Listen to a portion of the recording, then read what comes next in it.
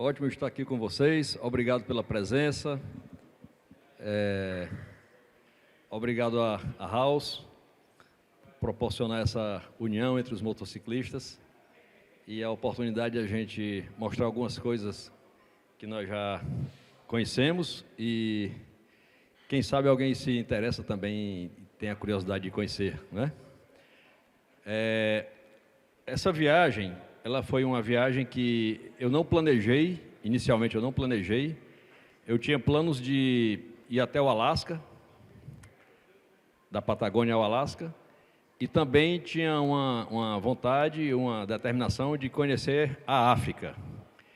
Mas, conversando com alguns amigos lá em São Paulo, eles me mostraram esse projeto, que é sair de Lisboa até Vladivostok. Não uma viagem em linha reta ou com poucas variações, mas uma viagem bem extensa, que saiu fazendo zigue-zague em toda a Europa, uma parte da Europa, descemos até o Oriente Médio, fomos até o Irã, depois subimos até a Finlândia, da Finlândia entramos novamente na Rússia, e fomos ao Cazaquistão, Mongólia, e terminou em Vladivostok, no mar do Japão. Eu ainda penso voltar lá com o Lourinho. Qualquer dia nós vamos lá. Bom, mas para isso eu tive um apoio, né, e uma tolerância da minha família, da minha esposa Maria, Viviane e Hamilton Neto. Vocês foram fundamental para que isso pudesse ocorrer, a gente em paz, tranquilo e feliz. Então, como eu falei, essa viagem não era prevista. Esse grupo de amigos lá em São Paulo é um grupo de 4 motociclistas, mais um guia, que é um motociclista muito experiente, o Eric Carnevale, e eles tinham já isso pronto e um motociclista desistiu. E aí me convidaram para ir. Eu pedi 3 dias para pensar, foi o suficiente para falar com a minha família e terminou que deu tudo certo. Mas, sem delongas, quero dizer que foi muito difícil montar essa apresentação, porque uma viagem tão longa, com quase 30 países, mais de 30 mil quilômetros, quase 100 dias, e você colocar tudo isso em alguns slides é muito complicado e o que está sendo apresentado aqui é uma parte, não é a melhor parte, nem a mais interessante, foi quase que no sorteio. Mas como vai ter uma apresentação do Newton sobre a Europa, então eu falei pouca coisa sobre a Europa, só uma parte interessante aqui que eu achei, mas o restante eu procurei colocar mais lá para o Oriente. Vamos começar aqui.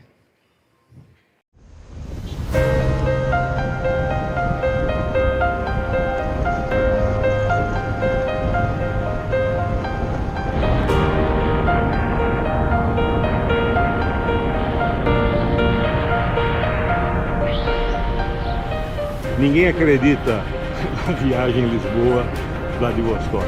O impacto é impressionante. Olha que estrada, meu. Visual maravilhoso. Sensação muito especial, muito diferente. Sem palavras. Sensacional. Simplesmente incrível. São coisas que a gente sempre almeja no motociclismo. É demais, né? É algo inacreditável. Grande momento do motociclismo mundial. Quer dizer, é tudo de bom na vida isso. Começar 5 brasileiros vão atrás de um feito histórico, que é sair daqui do ponto mais ocidental da Europa e chegar até o extremo do Oriente. A nossa grande viagem até Vladivostok, na Rússia. Olha, que dia, que viagem, que tudo. Vamos lá, vamos fazer a chegada maravilhosa em Vladivostok, com certeza.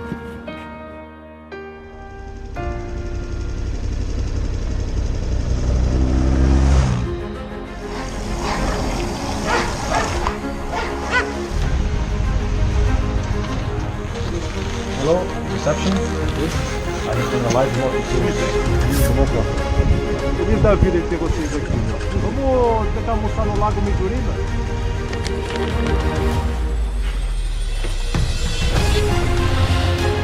Nice rides, by the way. Não, vai na linha preta. Brasil! Nem só de sol vive um tour intercontinental.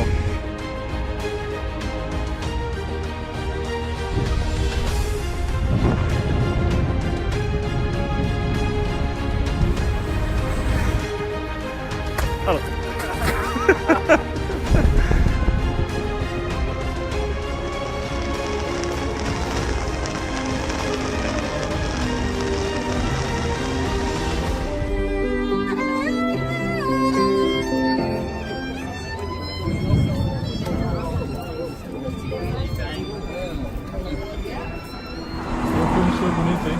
Viu?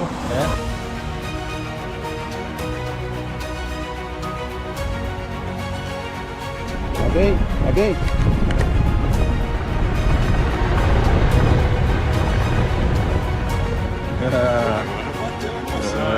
Que bacana, cara.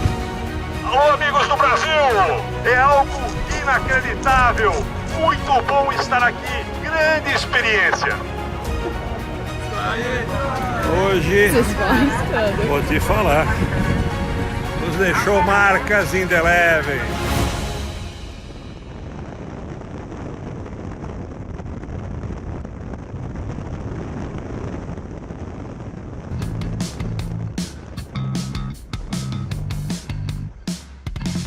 É isso aí.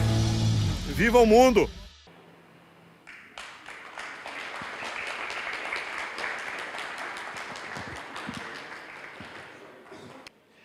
A apresentação foi dividida em 5 partes para a gente seguir.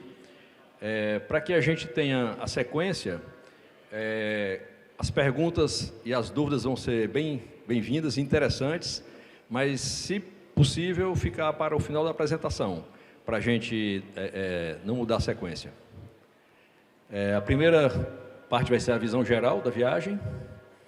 A segunda, a visão geral da apresentação seria como foi, né, de Lisboa a Vladivostok, Cabo da Roca, que é o ponto mais ocidental da Europa, e Vladivostok, o mais oriental da Ásia, lá no mar do Japão. Foram 100 dias, cerca de 8 dias de preparação, receber a moto, que eu havia comprado a moto lá em Lisboa, não tinha recebido ainda, emplacar, fazer implementação de algumas coisas, cerca de 32.500 quilômetros, 26 países. Os países que estão em negrito são os países que vai aparecer alguma imagem, algum comentário, alguma coisa.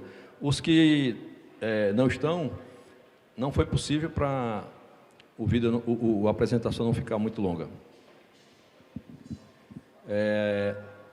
O pessoal sempre pergunta qual era a quilometragem, então, que a gente andava por dia. A quilometragem variava, tinha dia que nós andávamos 500, 600, mas o máximo 1.200, e a média da viagem deu 500, incluindo os dias parados. Nosso grupo fomos 5 motociclistas, os 4 de São Paulo e eu. Foram 3 motos BMW 1200 GS Adventure, ano 2018, compradas novas em Lisboa, e 2 KTM Super Adventure, uma R e uma S. A minha é essa que está em destaque, negrito. A viagem foi planejada com 1 ano de antecedência, e a preparação prévia, que foi o que eu falei, de documento, receber a moto, colocar alguns implementos, foi 1 semana em Lisboa.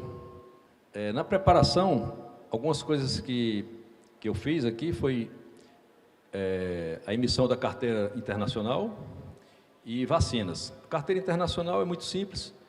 Fui lá no Iguatemi e solicitei. Você paga um valor lá, R$200 na época, e o que eles fazem é só uma cópia da sua carteira, traduzida para vários idiomas. E as vacinas, eu fui lá na doutora Núbia Jacó e perguntei quais eram as vacinas que tinha, mandei aplicar o que tivesse lá, recebi um cartão com um monte de comprovante, mas só serviu mesmo para tomar meu tempo, não usei para nada. E talvez proteger alguma coisa, né, de doença, mas carteira internacional eu não usei até mesmo porque na primeira necessidade, quando eu peguei a carteira para apresentar junto com os documentos da moto, aí os colegas disseram: ei, ninguém tem isso aqui não, vai atrapalhar a gente, esconde isso. Coloquei no fundo do baú e só tirei quando chegou aqui, toda úmida, toda enrugada. Então, de fato, a gente precisa de muito menos do que o que a gente fica pensando, se preocupando. É como ir aqui na Argentina e em algum lugar, você tem que ter o passaporte, ter os documentos da moto, onde precisar de seguro, faz na hora, sempre tem algum lugar próximo à aduana para você fazer o seguro. E visto.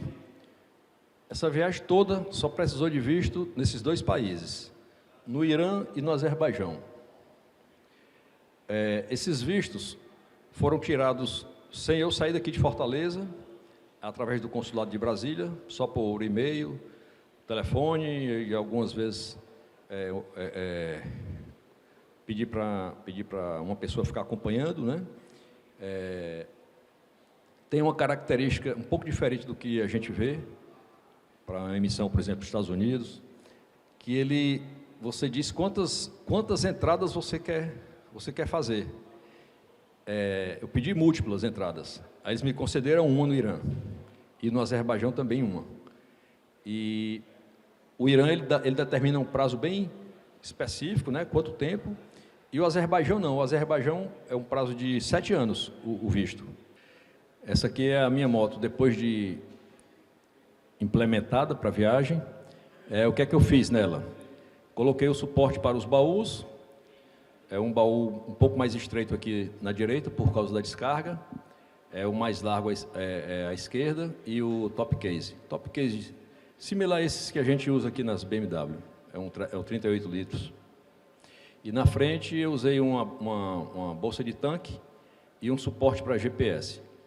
Essa bolsa de tanque, quando eu cheguei na Finlândia, aí eu já despachei para Portugal. Era muita coisa, despachei uma caixa de coisa que eu não estava usando e aliviar o peso da moto também. Aqui tem um mapa que nós vamos seguir, os lugares que eu estou apresentando alguma foto, alguma informação.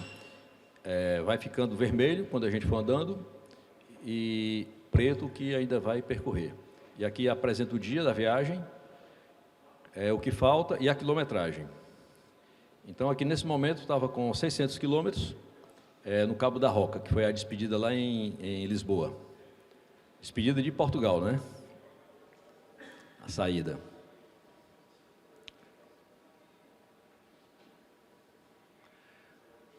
Aí estão as motos e nós, motociclistas. Como eu falei, não queria apresentar muita coisa da Europa, então aqui chamou a atenção porque ia ter um MotoGP 2 dias depois que nós passamos e a vontade foi grande de ficar, mas não estava nos planos. E como eu falei, né, estavam quase todos os hotéis com reserva. Periodicamente a gente colocava 2 dias em algum lugar, que aí se tivesse algum problema a gente já compensava, né, algum atraso, algum problema. Então aqui foi no 12º dia e já estava com 2.000 quilômetros nesse momento. Aqui também, na Europa, foi lá nos Alpes. Foi bem interessante porque não era época, né, de frio. Nesse momento aí era em maio, mas deu uma frente fria e geou bastante. Aí em Montenegro. Montenegro é um país que, pelo menos eu escuto falar muito pouco sobre ele, mas é um lugar de paisagens deslumbrantes. Valeu muito a pena, é um dos lugares que eu diria que foi inesquecível. Essa aí é uma foto, tem uma baía, né, que entra na cidade. Então aqui dentro da cidade você vê praticamente dentro da cidade você vê um navio de turismo,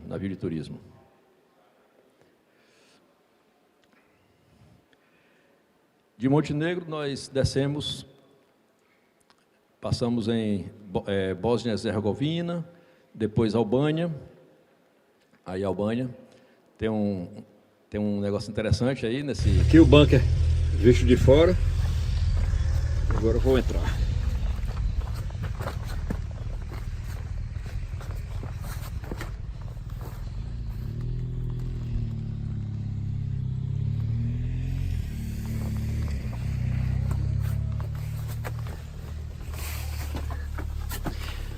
A visão de dentro do bunker.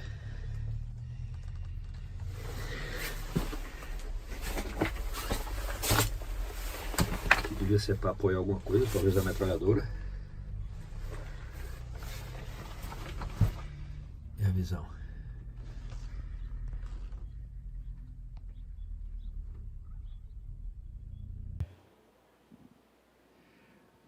Essa foi a única vez que eu entrei numa casa-mata.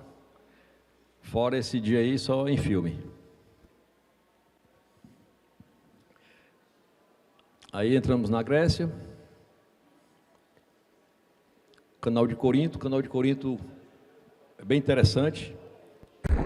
Aqui é o canal de Corinto, com 21 metros de largura e 6,3 quilômetros de extensão.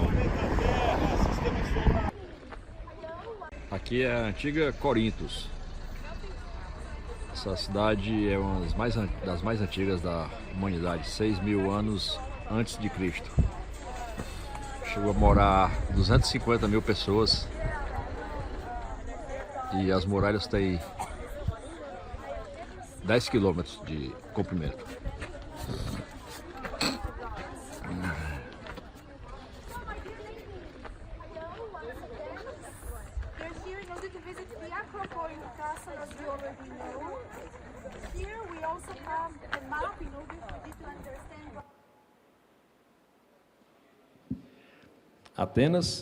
Atenas é um livro de história, então tem poucas imagens aí, mas que eu acho que é representativo. E aqui, de um mirador da Acrópole, podemos ver uma parte da cidade de Atenas, que tem estimados 4 milhões de habitantes, fora os turistas. Então, aqui se viu de templo, de defesa.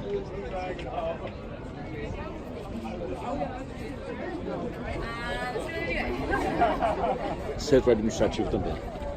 E aqui é a bandeira da Grécia. Hoje, dia 23 de maio de 2019, Atenas, Grécia, e agora visitando Acrópole, as ruínas.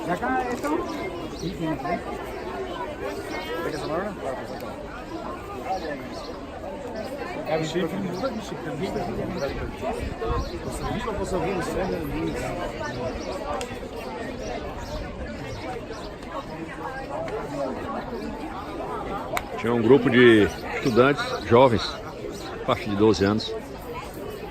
Eles não estudam nos livros, estudam ao vivo. Nós também fizemos uma viagem interessante para Santorini, a famosa ilha grega. Colocamos as motos no ferryboat, no navio rápido. Esse navio é o mais rápido do mundo nessa categoria, ele chega a atingir 70 km por hora. Então foi muito legal a viagem e a sensação de estar em Santorini nas nossas próprias motos. Foi legal.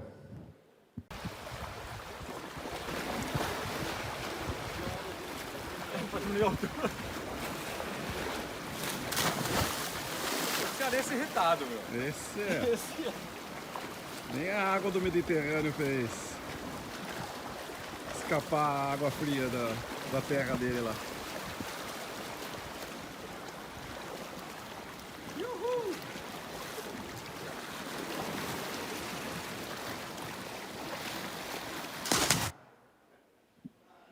Foi legal. Esse mar aí é um vulcão, não era um vulcão e tem uma profundidade muito grande.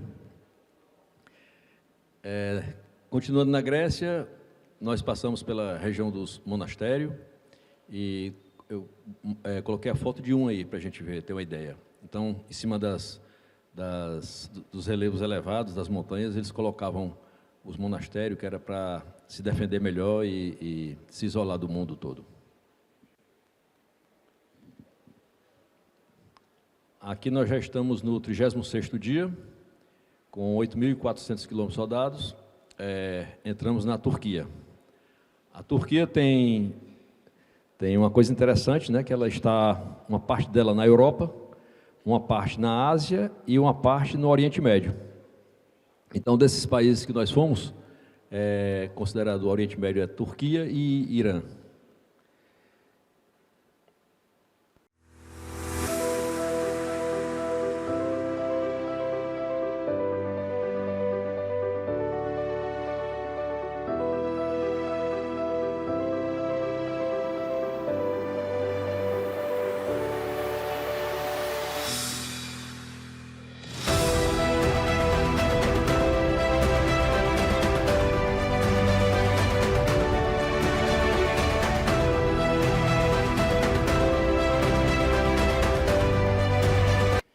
Então, são coisas que quem foi, né, quem passou por isso, tem um prazer, tem uma emoção. Para mim foi importante, né, porque é uma sobrinha que eu quero muito bem.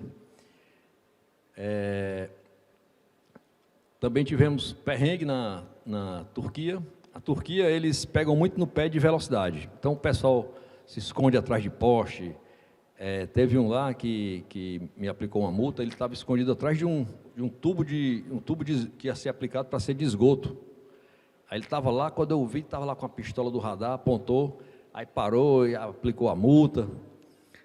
Mas faz parte. Recebi na hora a multa, olha aí. O nome da minha mãe, do meu pai. E como pagar essa multa? Não sei, eu estou querendo saber, até agora.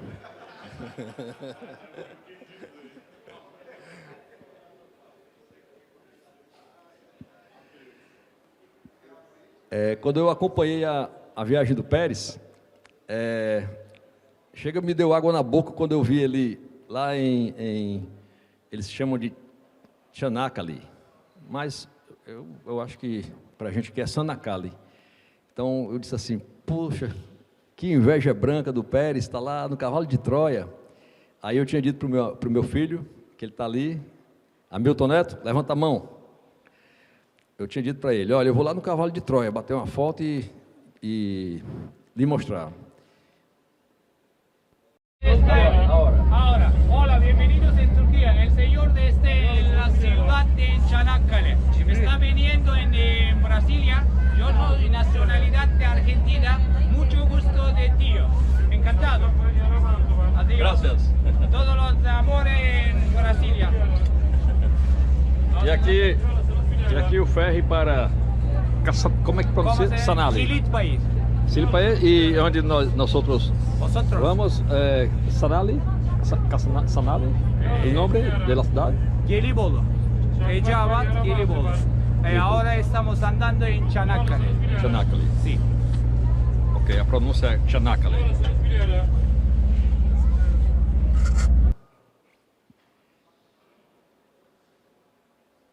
E aí, nessa cidade de Çanakkale, ela fica a 30 quilômetros, cerca de 30, 35 quilômetros, do sítio arqueológico, de onde foi Troia, realmente Troia.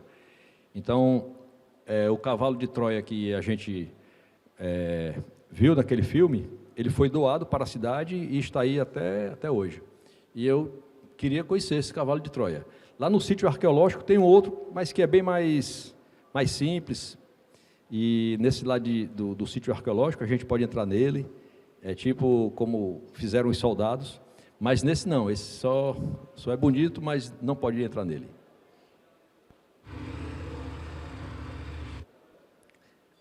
Tem um detalhe aí que eu pensei, quando eu cheguei lá eu pensei, poxa, como é que eu vou bater a foto com a minha moto do lado do cavalo de Troia, cheio de obstáculos assim na calçada, um calçadão muito bonito, grande. Aí eu olhei para um lado, procurei a polícia, não vi, procurei do outro, não vi. Aí eu disse, bom, E nesse dia eu estava só porque o grupo ficou lá em Istambul, visitando as igrejas.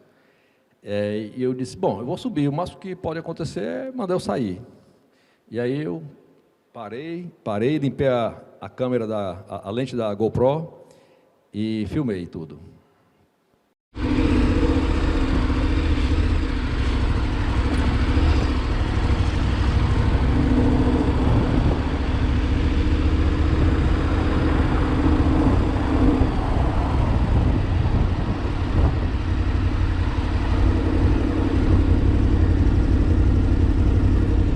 E agora estou em Çanakkale, na Turquia. E aqui o cavalo de Troia, minha moto ao lado do cavalo de Troia.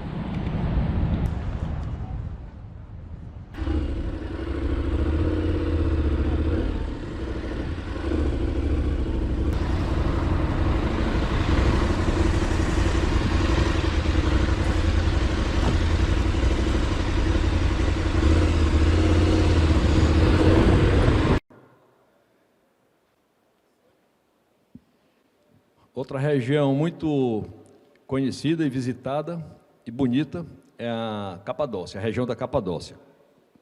Na cidade chamada Goreme, ficam os balões, que quem for para lá, é bom não deixar só um dia reservado, porque dependendo do vento, eles não voam. Então a gente só conseguiu voar no segundo dia.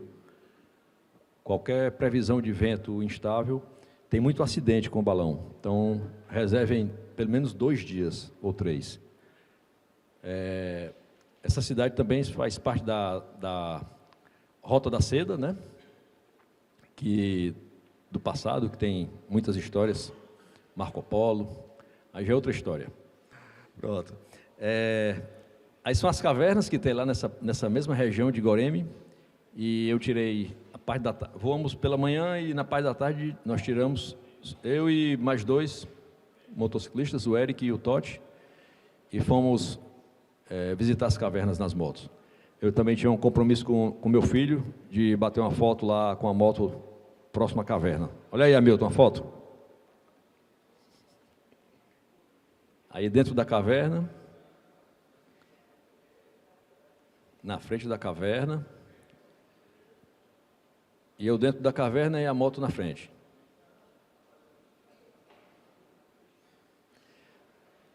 Tem muito mais coisas na Turquia. A Turquia é imensa, não é? Então, agora estamos no 46º dia, já com 11.100 quilômetros, e aqui na marquinha estamos em Batumi, na Geórgia. Então, Batumi não é a capital da Geórgia, a capital é Tbilisi, mas Batumi é quem está à margem do Mar Negro, e tem essa estátua aqui, essas estátuas, que são homenagem a Ali e Nino. Ali era um jovem muçulmano e namorava com a Nino. Nino é uma moça, né? Nino. E quando a Rússia soviética resolveu fechar, né, a Geórgia, aí o Ali teve que ir embora, e isso aí significa, essas imagens elas se juntam, elas vão se aproximando, aí se fundem uma na outra, fica uma só, e depois se separam de novo, que é simbolizando a ida de Ali saindo da Geórgia. Então é bem legal isso aí. E é inspirado em um livro de um escritor Azerbaijão, isso aí, não é real. Essa é uma torre, também, lá em Batumi, na Geórgia. Essa torre, ela simboliza o DNA da pessoa, e tem escrito todo o alfabeto georgiano aqui. Então é como se fosse uma coisa única, não é? O DNA e o alfabeto georgiano. Depois nós descemos em direção ao Irã, passando pela Armênia. Aqui é a capital da Armênia, Yerevan. É uma cidade que em 2019 já tinha, 2 anos antes, completou 2.800 anos. Então é uma cidade muito antiga, e também grande e a maior cidade do país. O restante do país é muito precário, mas a capital é bem organizada e bonita, tem uns shows de águas com músicas, bem legal. E, enfim, chegamos na fronteira com o Irã. Tivemos problema lá na entrada do Irã, porque depois que nós saímos, criaram uma lei que proibia a entrada de carros de luxo e motos acima de 250 cilindradas. Então, entramos sem as motos, na tentativa, no dia seguinte, voltar. Estava fechada na parte da tarde, a aduana, e nos alojamos e voltamos no dia seguinte, pela manhã, para tentar colocar as motos para dentro. E só era permitido colocar as motos em cima de caminhão. E ficava uma coisa muito complicada, e nossos colegas resolveram não fazer isso. Eu ainda sugeri a gente entrar de ônibus, de táxi, conhecer lá o interior, porque quando nós saímos daqui, a cereja do bolo era o Irã. E nós ficamos com essa frustração. Mas tem alguma imagem, nós lá dentro do Irã, pessoal muito receptivo, muito acolhedor. O rapaz lá, um senhor lá, morava num edifício que tinha 2 andares e um térreo. E a família dele, nesses 2 andares, e o comércio dele no térreo. Então, ele desocupou o último andar para a gente, e ficamos nós 5 num quarto, no último andar lá do prédio dele.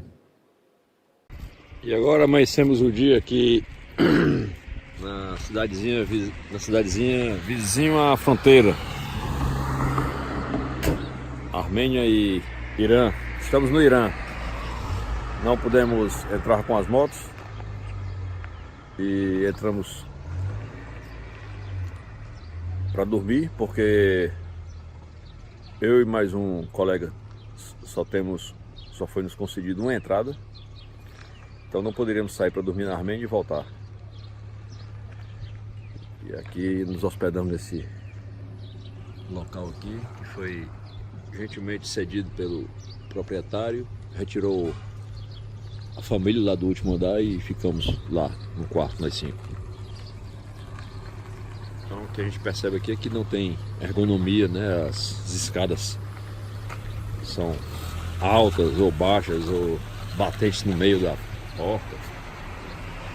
Então é uma coisa assim bem sofrida mesmo.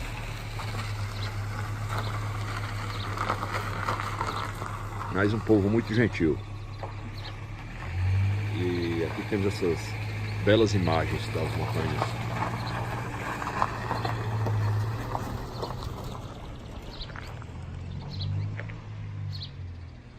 Bom, você observa que aqui é o 50º dia. Então daqui a gente passou direto aqui para... Daí saímos de novo, voltamos para Geórgia, aí fomos ao Azerbaijão, e do Azerbaijão nós entramos na Rússia, pela região da Chechênia, e depois nós saímos da Rússia, naquela região onde está tendo aquele conflito que a Rússia está tomando da Ucrânia, mais acima, e saímos na tríplice fronteira, que é Ucrânia, Bielorrússia e Rússia.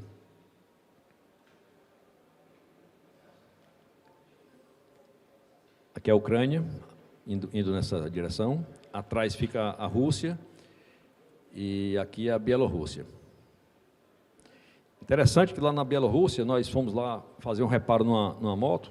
A minha moto estava com um vazamento no retentor e o pessoal da oficina ficou impressionado como é que a gente tinha conseguido entrar na Rússia, porque ele estava há 1 ano tentando entrar na Rússia e não conseguia.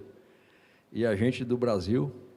Que o pessoal da aduana também ficou impressionado, não acreditou, ligou para alguém, querendo saber se o brasileiro não precisava de visto na Rússia. E, por fim, ele perguntou, então eu posso, o oficial de imigração, então eu posso entrar no Brasil? Aí nós falamos, pode, será bem-vindo. Então, foi legal.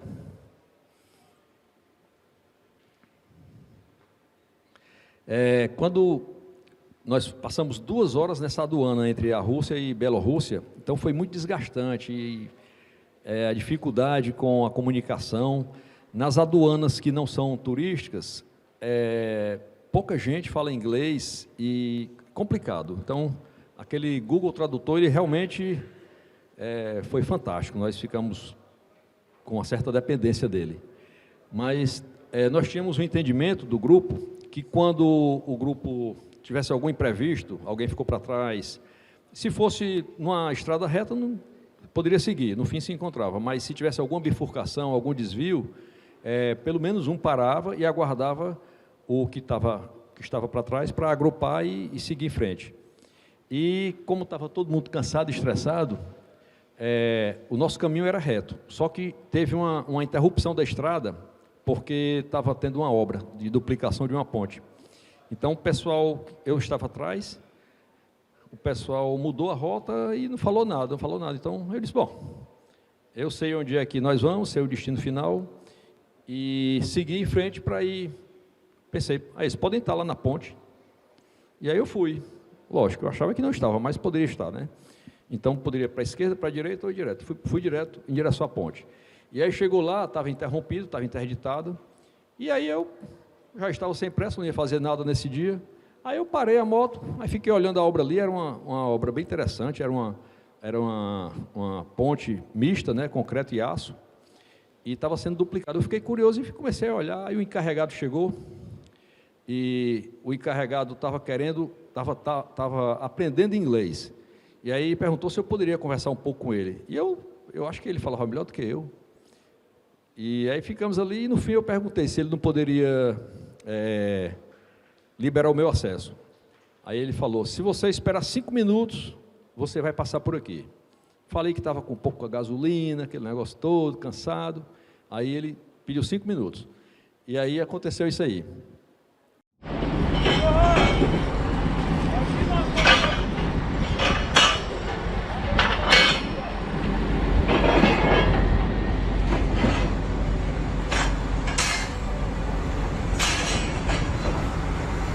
E agora eles disseram que se eu esperar 5 minutos, me deixam passar aqui.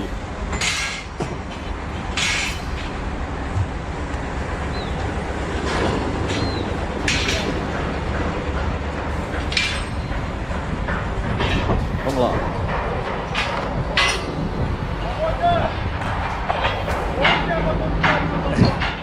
Isso aí é uma estrutura de aço que ela tem, sei lá, quase a largura dessa, como daqui para esse birô, bem larga, pesada. Quando eu vi aquele negócio levantado por um guindaste, ele mandou passar por baixo daquilo. Aí, eu não tinha muito o que fazer, a não ser seguir em frente, né, confiar nele. Aí foi bem interessante. E eu filmei tudo, ainda bem que filmei, né? Tá aí uma coisa interessante. E a recompensa é que eu cheguei antes de todo mundo no hotel. E tenho essas imagens para mostrar também, né? Foi legal. Da Bielorrússia, nós passamos agora para o dia 68º, 17.800 quilômetros. Teve um momento bem interessante, que existe um rally que existe, esse rally acontece desde 1907. É um rally de Pequim para Paris, só com carros antigos, carro com mais de 40 anos de idade. E tem carro do mundo inteiro, Porsche, Mercedes, aqueles carros americanos com as rodas de raiada. Foi muito legal mesmo. Eles já estavam perto do fim, né? Já tinham capotado alguns, já tinham tido acidentes, carros quebrados. E a gente teve essa sorte de encontrar com eles. Eles vinham e nós íamos. E aí, desde esse dia que eu procuro um parceiro para a gente fazer esse rally. Já pensou fazer um rally desse numa Brasília, né? Uma Brasília 75. Daí, de Tallinn, nós fomos para a Finlândia, passei direto, aí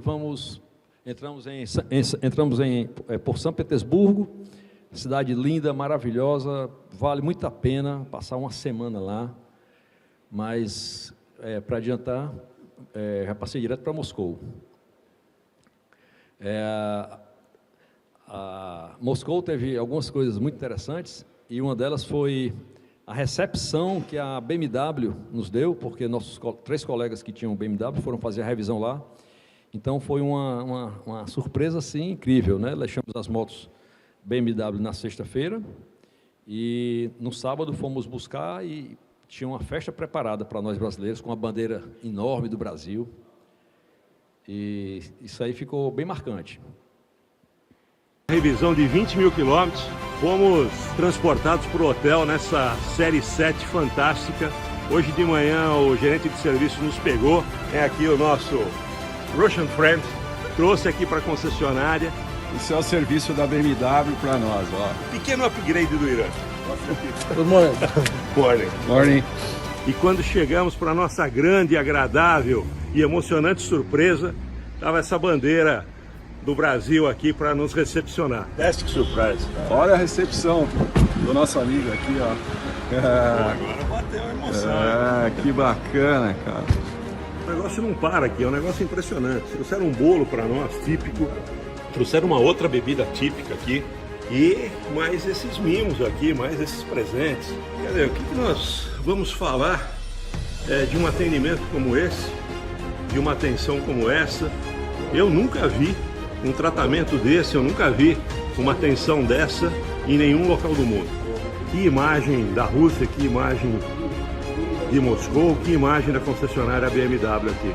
Realmente ficamos boquiabertos e com uma surpresa muito grande. Thank you very much, we appreciate. Spasiba! Spasiba! Passamos por muitas cidades, que não vou mostrar agora, nesse vídeo, e fomos para um lugar chamado Chelyabinsk, na Rússia. Essa cidade, ela é conhecida porque foi onde foi desenvolvido o projeto, nela não, nas proximidades dela, né? Aí ficava o centro administrativo do projeto da bomba atômica soviética. A cerca de 100 quilômetros daí, tem uma cidade que é conhecida como Chelyabinsk 40, depois ficou conhecida como Chelyabinsk 65, e atualmente é chamada de Ozersk. Tem barricadas do exército que não permite chegar lá. Tem até um filme na Netflix chamado de Cidade 40. Então, foi testada bomba atômica a céu aberto, nessa cidade 40, a 100 quilômetros daí, e até hoje é um dos lugares mais radioativos do mundo. E esse físico, Igor Kurchatov, que era o líder desse projeto. Então, tem essa praça, uma praça bem bonita, bem grande, em homenagem a ele. Ali simboliza um átomo, né, sendo rompido, e aqui é ele, né, uma estátua dele. Daí nós já passamos para o dia 81, que já é no Cazaquistão, cidade de Astana. É uma cidade assim bonita, né, bem moderna. E coincidiu que teria em poucos dias o Ironman de Astana. Daí nós voltamos à Transiberiana e seguimos em direção a essa cidade, Irkutsk, na Rússia. Fica nas proximidades do Lago Baikal. O Lago Baikal é tido como o maior reservatório de água doce do planeta em estado líquido. Então, é um lago que, de extensão, ele tem uma extensão maior do que todo o estado do Ceará. E uma profundidade também muito grande, chega a 1.600 metros de profundidade. E nessa região foi onde viveu o mamute. O Lago Baikal é onde tem aquelas competições de inverno, onde o pessoal bota aqueles grampos nos pneus das motos e sai correndo, competindo. Tem muitos esportes de inverno, porque é muito rigoroso o inverno aí. Em janeiro, quando o inverno é mais rigoroso, essa camada de gelo chega a ter 30 metros de espessura. E aqui no Lago Baikal, tomar um banho nessa água bem gelada. Meu parceiro já está fugindo ali, ó. Foto!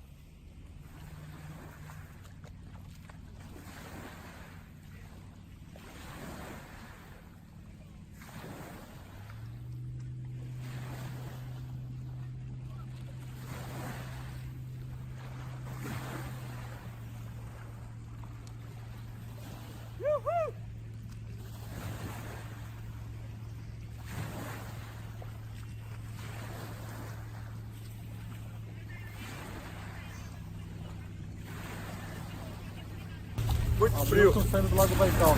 Já viu? Estou todo dormente aqui, rapaz. Eu acho que tem alguma coisa estranha, não é normal isso. Não é.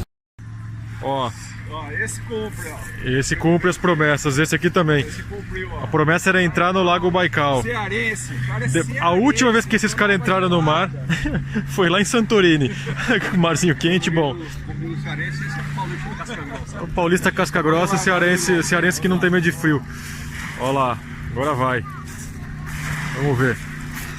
É, não é quente não, viu? Botei a mão ali.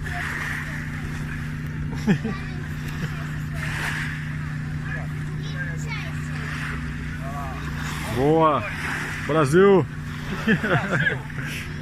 Dá aquele mergulhão agora. Olha que beleza. O companheiro fugiu, não tomou banho não. Lavou só os pés. Bom, do Lago Baikal nós voltamos à Transiberiana. Passamos por outras cidades que não estão aqui e entramos na Mongólia, descemos para a Mongólia. Então, de uma cidade russa chamada Ulan-Ude, na Rússia, fomos para Ulaanbaatar, na Mongólia, que é a capital, uma cidade grande, o trânsito caótico.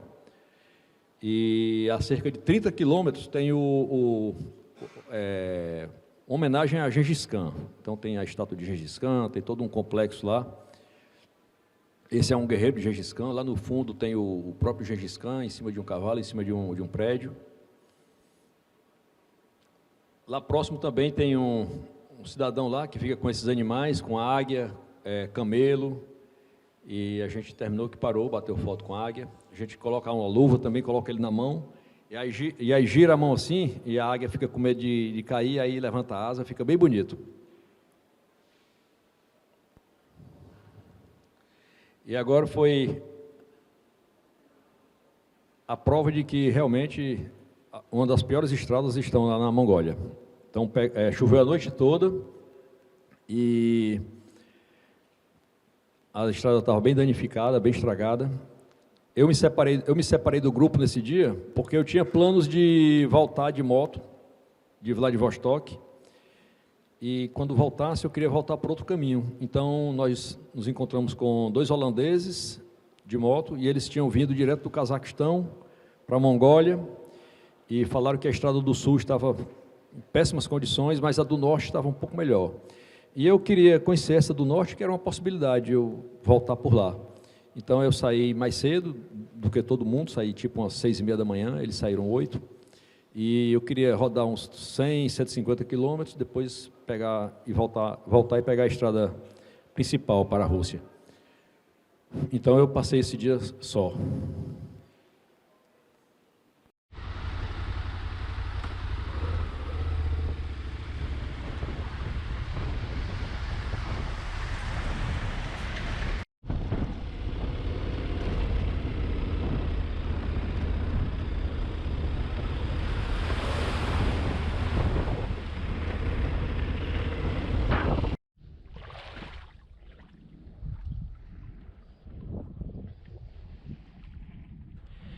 Aqui na Mongólia, saí de Ulaanbaatar para Ulan-Ude, na Rússia, e choveu, tempo ainda está de chuva, a estrada ficou muito ruim, e aqui dentro, fui passar nessa lama aqui, dentro tinha um buraco, e o pneu dianteiro derrapou, navalhou, e derrubei a moto, mas estava devagar, sem problema.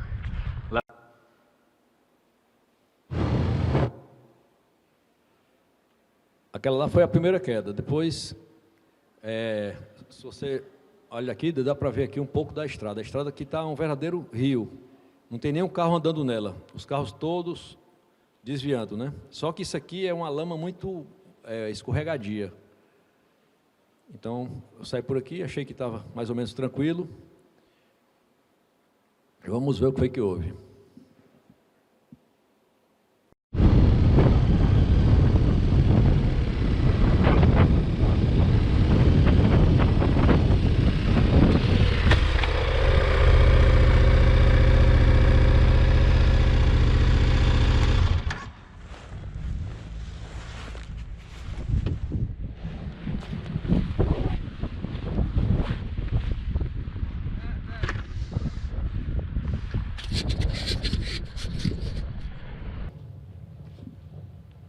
E aí, como eu estava só, tive que levantar a moto. O grande problema aí não é nem levantar a moto, mas é porque estava muito escorregadio.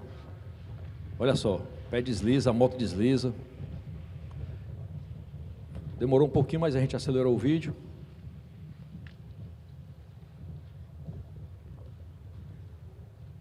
A filmagem está sendo feita do capacete. Eu coloquei o capacete aqui do lado. Olha aí, Ismael. Foi bom o curso, hein?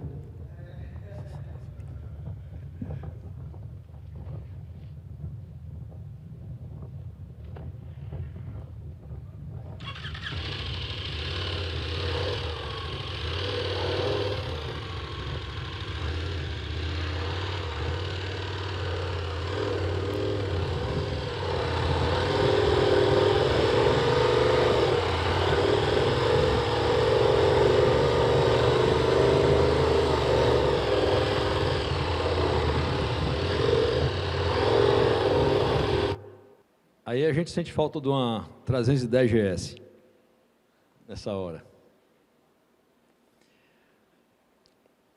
Bom, teve muitas outras cidades. Krasnoyarsk, por exemplo, é uma cidade fantástica, linda, grande, frio, né? Muito fria, e quando chega na época do verão, todo mundo sai, fica todo mundo aproveitando o máximo o sol, mas são tantos lugares que não deu para colocar, então nós já saltamos para bem adiante, já estamos aqui já em Mogosha.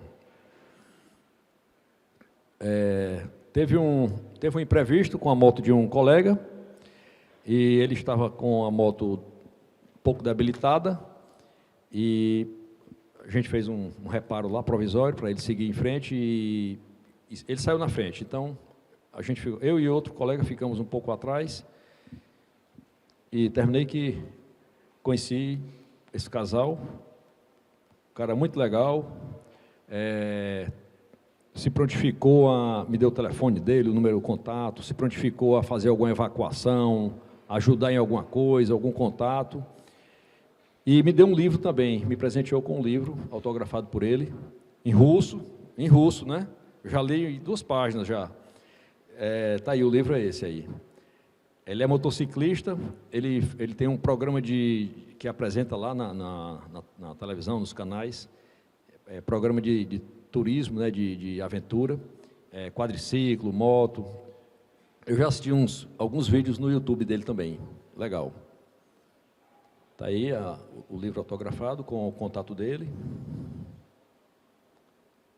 E aí essa companheira dele, essa colega dele, foi me dar uns adesivos, né, desse canal dele, e eu perguntei, para colocar onde?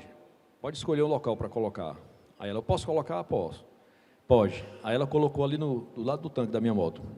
Está lá até hoje. E finalmente, tem outra cidade muito grande antes de Vladivostok, que chama-se Khabarovsk, cidade muito grande. Teve um fato inusitado, que quando chegou lá, nós fomos à noite para um restaurante, então tinha um restaurante muito bonito, e a gente estava bem à vontade. Eu estava como estou aqui, de calça jeans, eu acho que é essa mesma camisa aqui, mas tinha 2 colegas que estavam de bermuda. E quando nós entramos, estava tendo uma festa de gala, o pessoal paletó, as senhoras todas com aqueles vestidos bem pomposos, e a gente ficou ali, mas a gente não estava nem aí, né? E aí veio um garçom, perguntou o que é que a gente queria, e aí demorou uma meia hora, e a gente, vamos lá, pelo menos pegar uma cerveja no bar. Aí a gente pedia cerveja, o pessoal olhava e não atendia a gente, ou seja, nós não fomos atendidos. Não botaram a gente para fora, mas também não deram atenção nenhuma a gente. Então a gente teve que ir embora. Foi bem assim, diferente, né?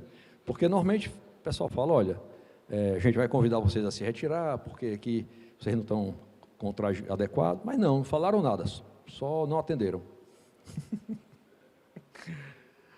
E por último, em Vladivostok, né, que era o nosso ponto final, aqui já é na empresa que despachou as motos. Essa aqui é a... Lourinha, cadê você, Lourinha? Aqui é a Svetlana, essa aí, ó. É a esposa do Yuri. Então, ela que fez a documentação. E aqui são fotos do pessoal que transporta carro, moto com ela. Aquele pessoal que vai fazer o rally Pequim-Paris, muitos deixam o carro aí. E outros que faziam o percurso contrário deixam aqui. Eles transportam tudo para o mundo todo. Pessoal, muito atencioso, muito gente boa. Aqui já a minha moto é a primeira lá, aqui já é a segunda, que é uma BMW, vai ter uma terceira moto aqui. E dois colegas, um com a BMW e outro com a KTM, resolveram colocar no avião para ir até Moscou, porque dentro da Rússia não tem muita burocracia. Embora seja muito distante, 7.000 quilômetros, mas colocaram no avião e pegaram um voo para Moscou, pegaram as motos para voltar de moto. Um seguiu com a moto até a Alemanha e o outro, que é o João, aquele bem grandão, que tem voz de locutor, ele havia quebrado o pé, numa das quedas lá na Mongólia, naquela estrada ruim, ele quebrou o pé e achava que não tinha quebrado, era só dor, ficou tomando remédio, queria terminar a viagem. E quando chegou na Rússia, para pegar a moto, pegou a moto, levou para a revenda BMW, para revisão, e foi ao hospital. Quando chegou no hospital, ele já estava necrosando o osso do pé dele. Então, ele passou alguns dias lá para se recuperar e depois pegou um voo para São Paulo. Isso foi em 2019. Então, logo em seguida veio o inverno, que impossibilitou de pegar a moto, e depois pandemia. Então, a moto dele ainda está lá até agora. Tentou tirar a moto, mas disseram que ele não pode tirar a moto, porque só poderia passar um ano. E essa semana, acho que ontem, foi antes de ontem, eu falei com ele, acho que foi ontem, falei com ele e ele disse que está com 2 advogados, porque pela lei russa, se você passa mais de um ano, aí aquele bem passa a ser propriedade do governo. Mas a moto não está na mão do governo ainda. A moto está lá não está na BMW porque a revenda fechou, está na casa ou em algum local indicado por aquele russo que era o gerente da loja. E ele falou que está muito complicado, não sabe como é que vai fazer. Falei com ele e ele realmente não sabe o que fazer. Está com esses advogados, procurando jurisprudência, mas não tem brecha na lei. E essa moto dele, como a minha, tem um valor também sentimental, né? Não é só o valor do bem em si. Lógico que é uma moto cara, uma GS Adventure, mas também foi a moto da viagem. E é um filme ainda que vai se desenrolar. Mas eu gostaria muito de ir buscar essa moto com ele. A minha moto hoje está na Alemanha, e pertinho, né? A Alemanha de Moscou é perto. Aí é o Yuri, esse é o Yuri Lourinho. Ele fez questão de embarcar as motos, fechou o container, lacrou, mostrou para a gente, pediu para a gente bater foto do lacre, e ocorreu tudo muito bem. O problema que nós tivemos foi quando as motos chegaram em Lisboa. Aí Lisboa, se a gente acha o Brasil burocrático, é porque não conhece Lisboa, Portugal. O pessoal lá insistia em cobrar imposto das motos que eram portuguesas, com placa portuguesa, estava só 4 meses fora de Portugal, mas porque estava chegando de outro país, que não era da comunidade europeia, porque queria cobrar imposto. E aí pediu uma série de documentos, entre eles a prova de que a gente fez a aduana na Rússia.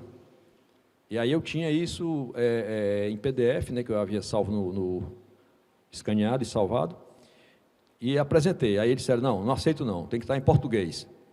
Mas você acha que o russo vai escrever em português só porque você quer? Aí pronto, aí botamos um despachante, foi uma novela, mas deu tudo certo. E nós nos encontramos lá em Meteora, naquela região lá da Turquia, um casal que vinham dos Estados Unidos. E eles recomendaram que não mandasse as motos para Portugal, que era uma burocracia muito grande, mandasse para a Espanha. Mas a gente teimoso, né? Aí mandamos para Portugal.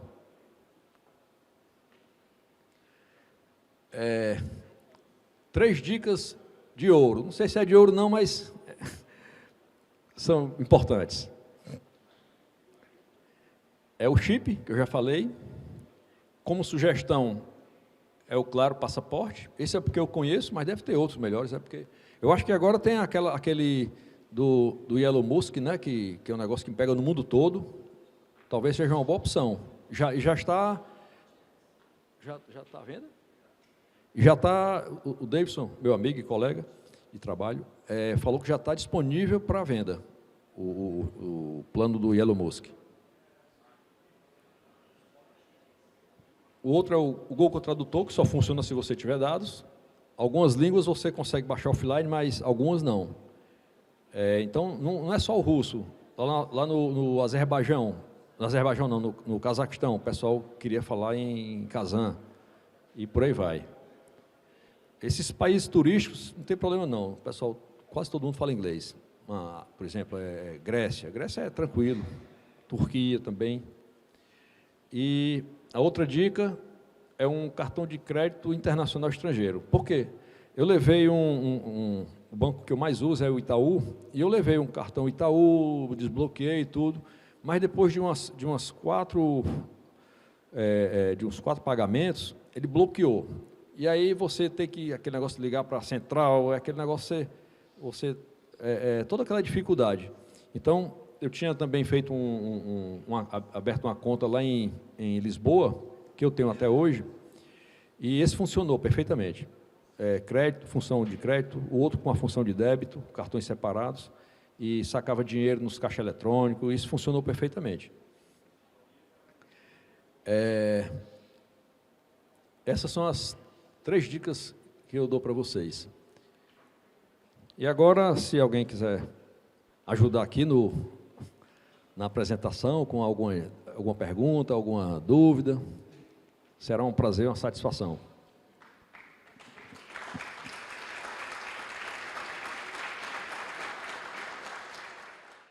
Tu tinha me falado uma vez, quando o João levou a queda que quebrou o pé, a roda dianteira quebrou vários raios, não sei nem quantos, e tu sugeriu para os caras fazer lá um intercâmbio, sei lá como é que ia tirar de um, botar no outro, ninguém aceitou, e tu nunca concluiu essa história. Conta aí. Você o mais breve, porque a história é tão legal assim, eu que participei lá, pelo menos para mim. Na Transiberiana nós encontramos 3 motociclistas, que um deles se chama Dimitrios. Ele até deu um cartão para a gente. O Dimitrios é quem organiza aquelas competições no Lago Baikal, competições motociclísticas. E um certo momento um certo dia a gente saiu e eles passaram pela gente. Então o pessoal, aí eles começaram a tirar um pega. Menos eu e outro. Eu na minha moto e outro colega na dele, na BMW dele. Mas duas BM e uma KTM foram no pau, andando a 200, 220, o que dava a moto, né? Na Transiberiana, que é um retão só, não tem um buraco, tudo muito bonito, não tem animal na pista. E aí, Lourinho, parece que tinha só um buraco na pista, aí esse amigo nosso caiu nesse buraco. Mas nessa hora ele não estava a 200, ele estava com 130 por hora, mais ou menos. E a moto pesada, e ele também grande, ele tem 1,96 m, deve pesar uns 130 quilos. E quando bateu, quebrou 11 raios da moto. 11 raios. Por pouco ele não se acidentou grave. E aí paramos, retiramos aqueles pedaços de ferro que fica pendurado, né? E aí seguimos para uma cidadezinha depois de Mogocha. Não, a cidade era Mogocha, um pouco antes daquela apresentação ali. E quando chegou lá, o pessoal, esse Dimitrios, procurou ver o que tinha raio, mandar para lá, não conseguiu. Então, a solução que deram foi chamar um caminhão para botar a moto do João em cima e levar de volta para Moscou. E aí, aquele negócio, o cara está lá, faltando 2.000 quilômetros para terminar a viagem, já passou aquela história do pé quebrado e desistir. E aí alguém disse assim, não, bota a moto bota a moto em cima do caminhão e leva para o Vladivostok, Aí ficou aquele negócio, ele triste, né? Aí quando acabou aquela conversa toda, aí a gente foi para o hotel, fomos comer alguma coisa, Aí eu cheguei para ele e disse, João, se você quiser ir na sua moto, se você quiser ir para o Vladivostok de moto, eu garanto que você chega lá. Mas como, Hamilton? Eu disse, a gente pega 2 raios de cada moto, BMW, tinha mais 2 BMW, né? Então, pega 4 raios, dos 11 vai ficar só 7, né? E a gente redistribui. Aí, por fim, a gente não tirou os raios das motos. Terminou que só redistribuiu. E eu falei, agora você vai na minha moto, que eu vou na sua, que eu sou mais leve. Ele, não, eu queria ir na minha moto. Como é que você quer que eu vá? Eu digo, eu quero que você vá devagar, com 70 por hora, não passe disso.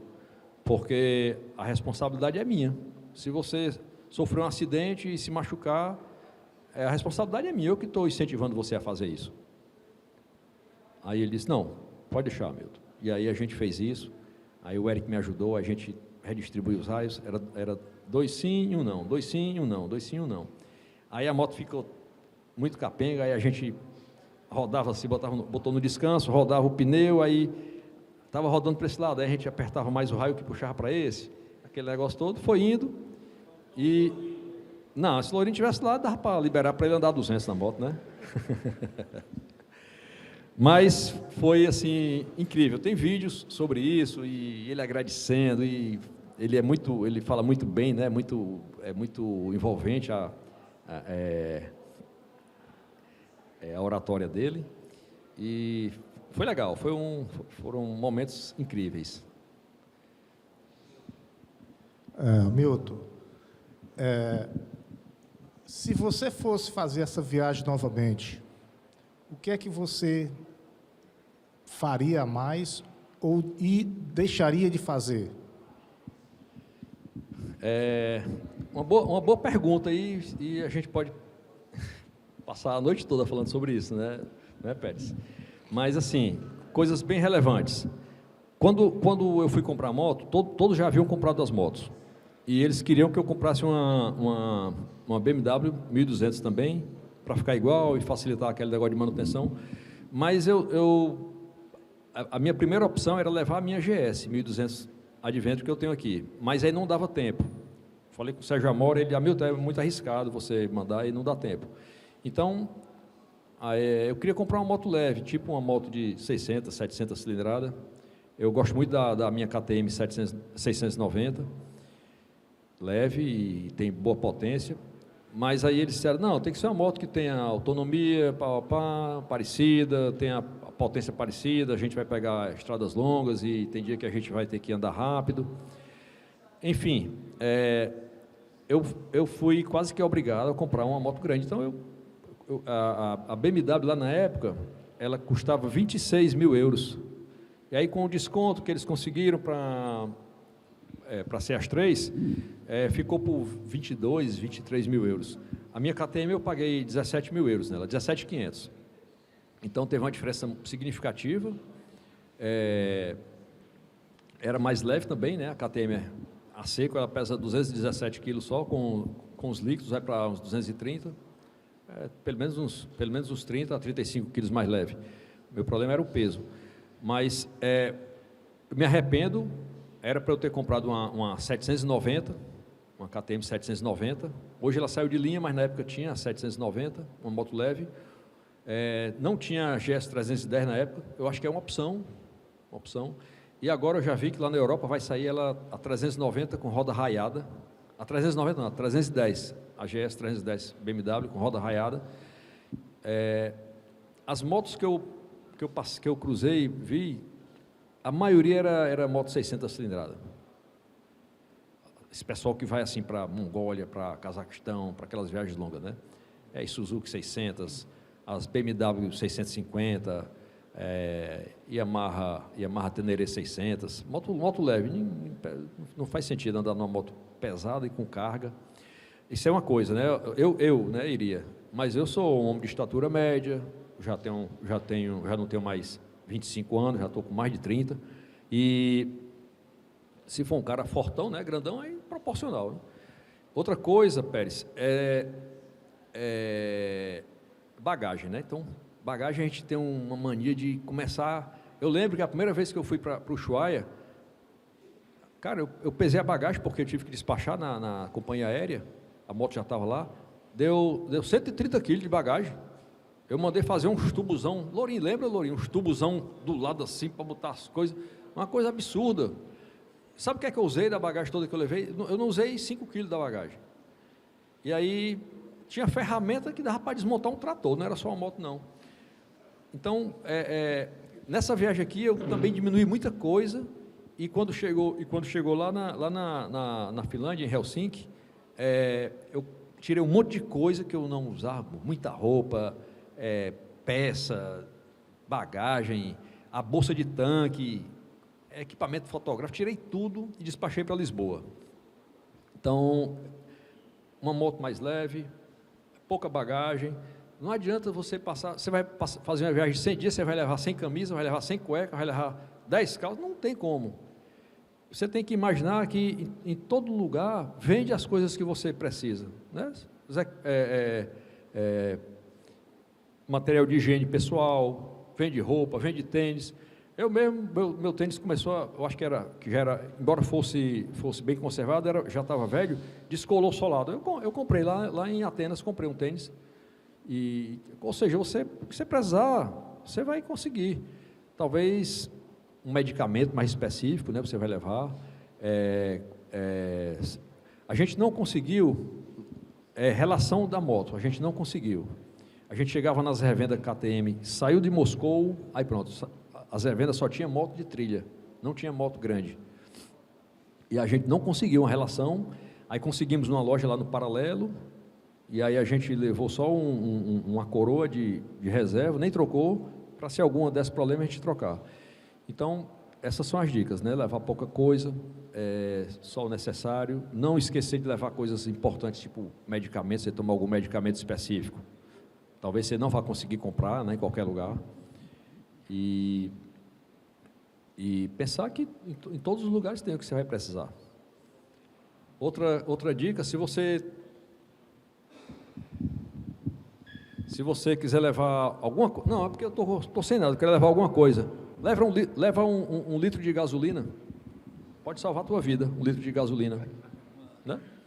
Você está no lugar daquele lá na Mongólia ali, você sem gasolina está perdido. Então, são essas dicas. Hamilton, curiosidade, você despachou a moto terrestre para Lisboa, de volta, não foi? Não, de navio. Foi de navio para Lisboa? Aquele container era para embarcar no navio. Certo, e a moto está na Europa até agora, e na Alemanha, que você estava dizendo? Essa moto foi para Portugal, e quando foi agora em 2022, eu só fui ver essa moto, depois da viagem, só agora em maio de 2022. Então, peguei a moto, levei e estava toda suja. Uma outra dica importante, depois eu volto. A pintura da minha moto está muito estragada, porque aqueles besouros que pregam, eles detonam a pintura. Você nunca mais tira aquelas manchas. Minha moto está toda manchada. Pegou mosquito, tem que lavar, bem lavada, e guardar ela. Se for poeira, lama, não estraga não, mas mosquito estraga. Está toda manchada a minha moto. Aí voltando, então quando foi em 2022, aí eu cheguei lá e comecei a colocar coisa na minha cabeça, que a moto ia estar com o motor travado, que isso, aquilo, outro. Aí eu cheguei lá, sabia que a bateria está arriada, então comprei uma bateria, antes de ir, ela estava no hotel lá em Lisboa, estava pagando 40 euros por mês. Não fui eu que o guardei, foi um colega que foi lá e guardou a minha e a dele. 40 euros por mês, lá no centro, no Hotel Júpiter, no 5º andar do subsolo lá. E coloquei a bateria, não troquei gasolina, nem secou o pneu. Só foi dar na partida, parecia essa moto aqui. Barulho feio, foi horrível, né? O barulho da KTM.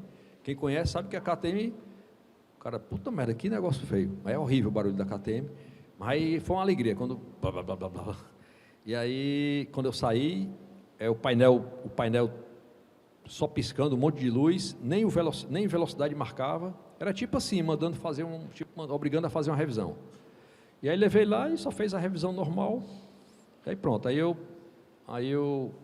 tenho um amigo que fez umas viagens comigo aqui pela Patagônia, um amigo alemão, e quando soube que eu estava indo para Lisboa, que ele acompanhou nessa viagem, ele me acompanhou uma semana, lá na Itália. E aí quando ele soube que eu estava indo pegar a moto, aí ele pegou e disse, depois eu vou me encontrar com você aí para a gente tomar um vinho. Aí foi para lá, a gente se encontrou, e aí ele disse que estava saindo de lá para um evento da Touratech, lá na Alemanha. E aí, por que você não vai para lá? Pega um voo aí? Não, pega voo não, vou na moto. você tem onde guardar minha moto lá? Eles têm. Aí pronto, ele foi de avião, eu fui de moto, e aí ficou lá, minha moto ficou lá. E aí quando foi em agosto, isso foi em maio, né? Quando foi em agosto, ele organizou um tour pela Alemanha, ao redor da Alemanha, Áustria, República Tcheca, e aí passei lá uns 12 dias. Pronto, é por isso que ela está lá. Está na casa dele lá. Tá. Ele vem aqui, agora em maio ele vem aqui. Vamos levar ele lá no armazém para tomar uma cerveja lá com a gente. A pergunta é se eu posso trazer essa moto para cá. Essa moto foi comprada em Portugal, placa de Portugal, é uma moto portuguesa. Então, se eu trouxer ela para o Brasil, só se for uma importação temporária, e eu vou ter que passar o período que a Receita Federal determinar, 6 meses ou 1 ano, mas ela não pode ficar aqui. Eu acho que nem se pagar imposto não pode, porque o Brasil não aceita a importação de veículo usado. Então eu posso entrar, mas tem que sair também. Opa. Hamilton, eu vou fazer aqui uma pergunta básica, né? Mas, assim, nessa mudança de países aí que você passou por vários países, né? A gente leva muita tralha elétrica, né? GoPro, essas coisas, celular, carregador de várias coisas. E tu tem alguma dica para dar aí em relação a adaptações, porque era muita gente no quarto, ou 3, você dividiu o quarto, como é que funcionava essa logística aí de carregar essas mídias eletrônicas e tudo, entendeu? Marcelo, eu levei 2 celulares, só foi para entulhar, não serve. A minha GoPro, eu saí aqui com uma GoPro 4, aí quebrou o vídeo, a bicha começou, a bateria não durava nada, aí eu comprei uma 6, comprei lá em Chamonix, na França. Agora, o que é que eu recomendo que você leve? Seu celular e uma GoPro só. Aí ela tem uma função, as GoPro tem uma função, e tem uma que é bem pequenininha, quadradinha, a bateria dura mais, não tem visor, e ela só tem um botão em cima, você aperta, ele liga, você aperta de novo, ele desliga. E tem uma função que ela fica 5 segundos ligada, então você faz vídeos curtos. Mas isso é que é legal. Essas imagens todas aqui são de GoPro e de celular. O celular menos, né? Porque o meu celular era um iPhone X, e ele tinha um defeito que quando ele pegava a vibração, ele ficava com a imagem tremendo. Aí foi um defeito que teve e já corrigiram, mas o meu tinha esse defeito, então eu fiquei com muitas imagens tremidas, horríveis. A maioria das imagens que eu tenho são da GoPro. E na moto, a minha moto já tinha um carregador para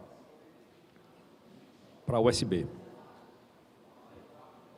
Que Hamilton, desses locais que você passou, algum deles vocês tiveram cuidado com a questão de violência, alguma coisa do tipo assim? Tiveram que fazer mudança de rota, algum perigo na estrada desse tipo?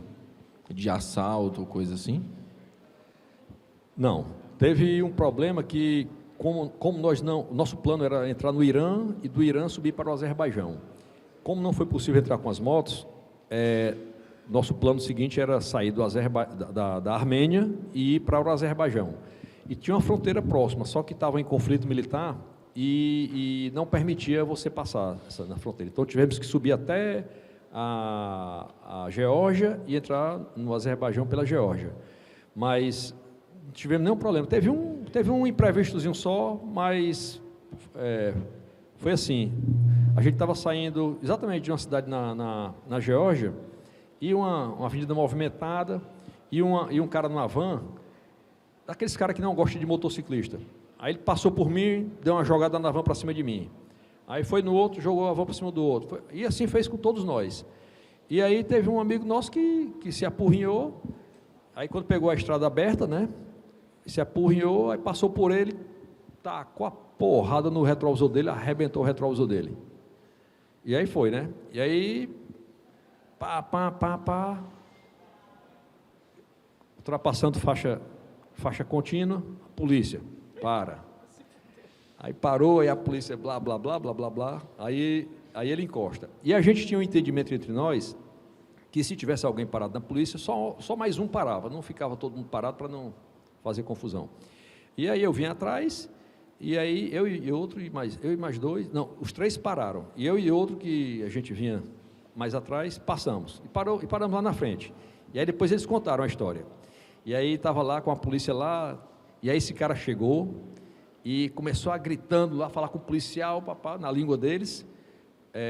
Mas aí esse nosso amigo, o Eric, disse que imaginou que não podia deixar ele contar a história dele. E aí chegou lá e foi logo dizendo, falando com o policial, que ele tentou derrubar eles na moto, e aí saiu, e ficou aquela confusão, e o cara veio para cima. Aí ele não contou a história, pegou as duas mãos, um cara grande, né, 1,85 m, tacou as duas mãos nos peitos do cara, e o cara saiu dando ré, caiu perto do carro dele lá, e vergonha, né, a família dele, a mulher dele, os filhos lá, vendo isso. E aí o policial, aí ele veio para cima de novo, aí o policial disse: se você se levantar, eu lhe prendo, entre no seu carro e vai embora, eu não mandei você parar. E aí ficou batendo boca, e o policial pegou na arma e disse: você vai embora. Aí ele foi embora. Isso aí foi o fato. Agora, coisa da minha cabeça, a mulher dele deve ter dito: vai, Valentão, agora. O galegão ali pegou e te deu umas porradas, tu não fez nada, comigo tu é valente. A mulher dele dizendo, né? Então eu quero agradecer a oportunidade de estar aqui, agradecer o tempo de vocês, todos vocês têm seus compromissos, e realmente foi muito tempo para fazer isso, né, principalmente do Davidson, que me ajudou com isso, ele que fez os cortes, fez a montagem, agora 5 horas da tarde ainda estava dizendo: muda isso. Então, muito obrigado, Davidson.